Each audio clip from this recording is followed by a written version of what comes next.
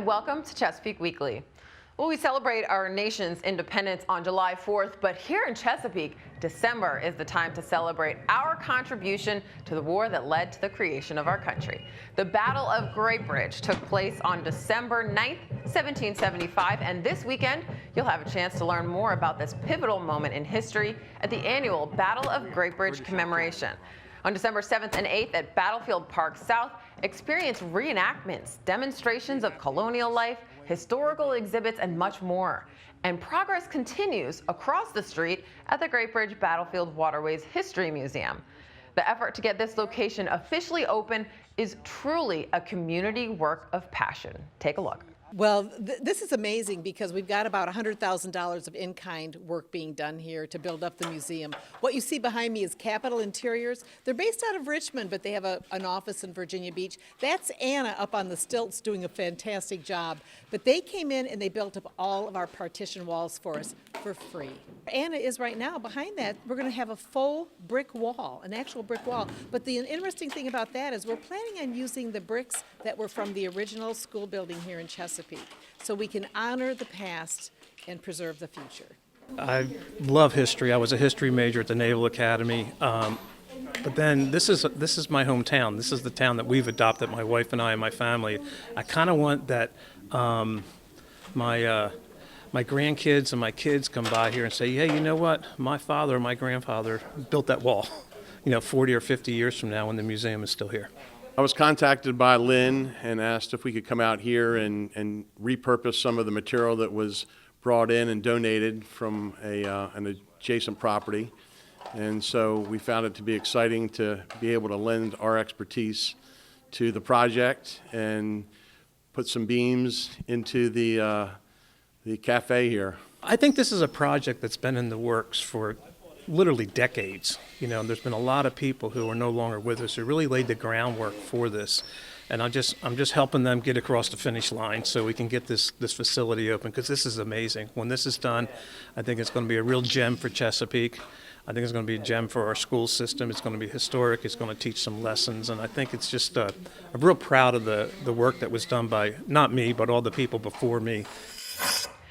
You see the videos all over social media these days, a shot looking out from someone's doorbell camera. Sometimes these cameras catch a glimpse of birds or dogs or kids doing something funny, but sometimes they catch criminal activity. The Chesapeake Police Department recently partnered with Ring to use that footage to help solve crimes. This year, Chesapeake Police got on board with an app called Neighbors by Ring. If someone downloads the app, the Neighbors by Ring app, it allows them to share video footage. So instead of just messaging back and forth and sharing with your neighbors and people around you what's going on, it's more of a video sharing. Everything before it actually makes it onto this portal to be able to be shared, it actually gets reviewed by somebody with Ring, and they make sure that it is only crime and safety related.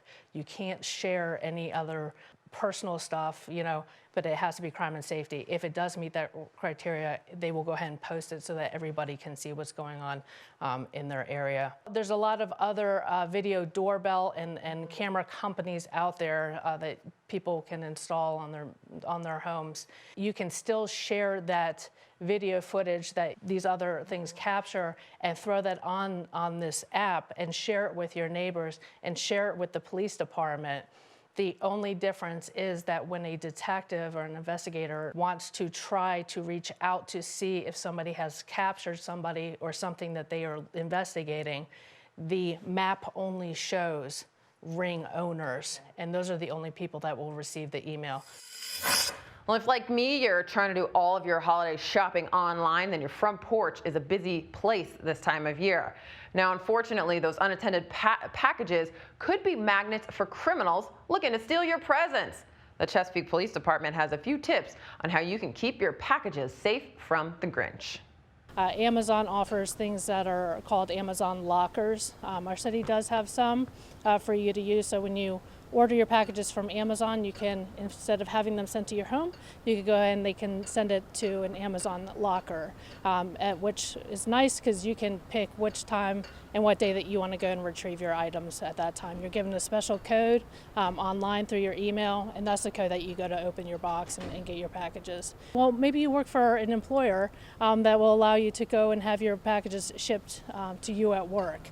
That's a very safe location. Or if you don't have that option, maybe if you have a trusted neighbor, maybe you have some neighbors that are retired and they stay home all day, you can have it maybe just shipped to their address. So your billing address doesn't have to match your shipping address. Maybe if your packages are being shipped by FedEx or UPS, you can request that a signature have to be given at the time of delivery. So if you're not home and you can't give that signature, maybe they'll take it back to their spot over at FedEx, UPS, and you can go ahead and pick it up from them at that time. If you're going to go ahead and have maybe your package mailed to your friends or family at their location, you can go ahead and provide them with the tracking number also. Go ahead and shoot them the tracking numbers and they can follow to see when it's going to be delivered on their doorsteps. The most popular thing right now are these video doorbells that people are installing on their home. It'll alert you on your phone when there's any more motion on your porch. You're able to speak to the person that's on your patio by way of your cell phone, even if you're not home. And it's also recording any video image of what's going on your porch. So if somebody does come up and steal something off your porch, you can also take that video, which is what I receive here at work, very good images, and you can go ahead and forward it to your local police department to help us with our investigation. Again, if a package is stolen from your home, please report it to the police non-emergency line, 382-6161. And if you're witnessing the crime as it happens, call 911. Instead of online shopping, you might want to consider keeping it close to home and buying local. Spending money at local businesses is more valuable to the local economy than purchases made at chain locations. Lisa Renee Jennings, manager of the LOVA program, is on this month's edition of A Closer Look with Karen Myers, talking about the importance of buying local.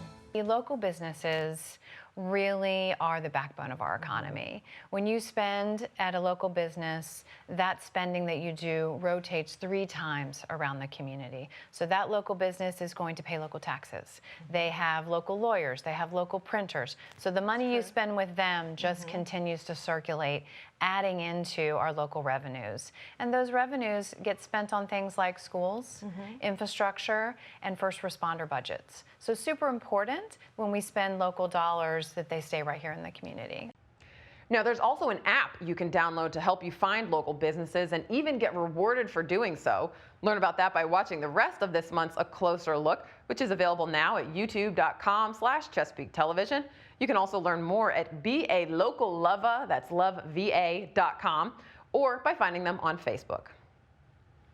Don't get sidelined this holiday season with a case of food poisoning.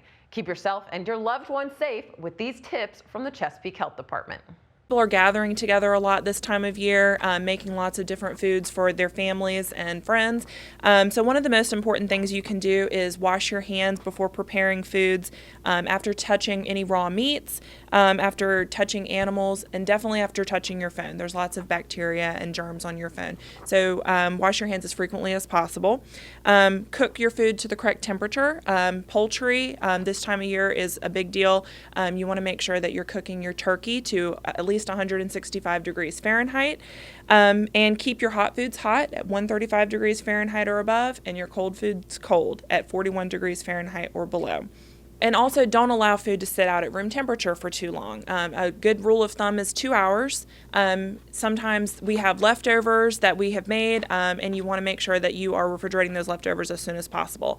Also, when you're transporting the food, try to do that safely. Transport it at the correct temperature if possible, and don't leave it sitting in the car for too long. Don't eat your raw cookie dough. Don't eat raw batter for multiple reasons. There's lots of risk for getting sick from that. And make sure you're thawing your turkey safely in the refrigerator, not at room temperature. Another important thing is not to allow sick family members to cook food. And if you're sick yourself or have been sick recently, it's important not to cook food for others because you can pass on those germs to other people through the food. The City of Chesapeake and Chesapeake Public Schools are embarking on a long-term planning effort, the Facilities Master Plan and Attendance Zone Study. This will take a look at major capital investments such as new construction and renovations of current school facilities. It will also involve an analysis of attendance zones to identify opportunities to maximize current school facilities. The process has just begun and your opinions are needed. Share your thoughts through a survey which is open until December 11th. Find that survey plus past presentations and project information at cityofchesapeake.net/CPSfuture. The Women's Division of Hampton Roads Chamber of Commerce Chesapeake has named their 2019 Woman of the Year. This year's honoree is Mrs. Linda J. Bird.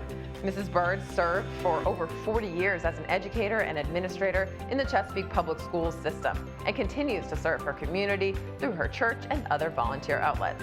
Be sure to save the date for the February 8th Outstanding Woman of the Year celebration event that will take place at the Chesapeake Conference Center. Lots of holiday fun coming up this month. First up, it's parade time. The 8th annual Chick-fil-A Christmas Parade in Western Branch is on Saturday, December 7th, starting at 9 a.m. The parade runs along Chesapeake Square Ring Road, and parking is available at the mall and nearby business parking lots.